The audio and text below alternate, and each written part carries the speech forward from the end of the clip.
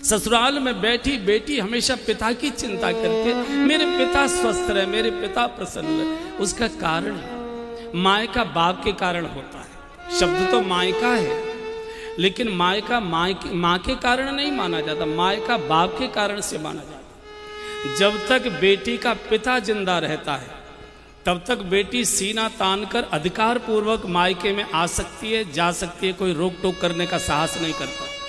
लेकिन पिता की मृत्यु के बाद माँ चूंक भैया और भाभी के अधीन हो जाती है तो मायका फिर भैया भाभी की इच्छा से मिलता है, अधिकार पूर्वक नहीं मिलता। इसलिए आपने देखे होंगे प्रसंग, जब किसी की माँ की मौत होती है बेटी रोती तो है लेकिन अपने को संभाल लेती है। लेकिन जब उसको समाचार मिलता है कि मेरे पिताजी नहीं रहे, मेरे पिता की मौत हो गई, इतना रोती है, इतना रोती। और जब पहली बार पिता की मृत्यु पर अपने मायके में आती है, दहाड़ मारती आती है, हाँ करती आती है और सबसे पहले अपने घर के मुख्य द्वार पर पछाड़ खाकर गिरती है। बहुत देर तक देहली पर पड़ी रहती है। उसको लगता है अब ये देहली मेरे लिए पराई हो गई, अब इसमें मैं स्वेच्छा से नहीं आती, आज सकती जा सकती।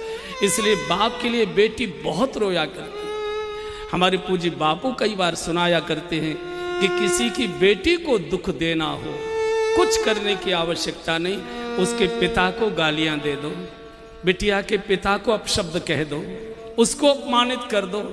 बहू सब कुछ सहेगी लेकिन मेरे बाबूजी को कोई कुछ बोले बहू सहन नहीं कर पाती, बिटिया सहन नहीं कर पाती।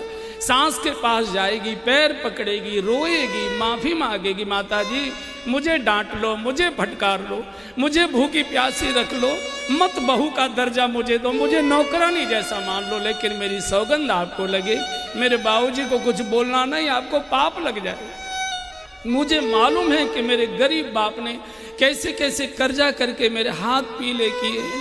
मुझे मालूम है कि आपके दरवाजे के चक्कर काटते काटते मेरे बूढ़े बाप की एड़ियां घिस गई थी, तब मेरी शादी हुई। अभी तो मेरे बाप की पीठ से कर्जे का बोझ नहीं उतरा है। दिन भर भूखी रोती रहेगी, सारे घर को भोजन बना के खिला देगी, लेकिन बाप के लिए किसी ने बोला है बेटी के मुंह में टुकड़ा नहीं जाता। विधाता ने इस सृष्टि में बहुत सारे पवित्र नाते बनाए हैं, लेकिन जितना पवित्र नाता बेटी और बाप का बनाया है, इकलौते बेटे की मौत हो जाती है, बाप नहीं रोया करता, छाती पर पत्थर रख लेता है।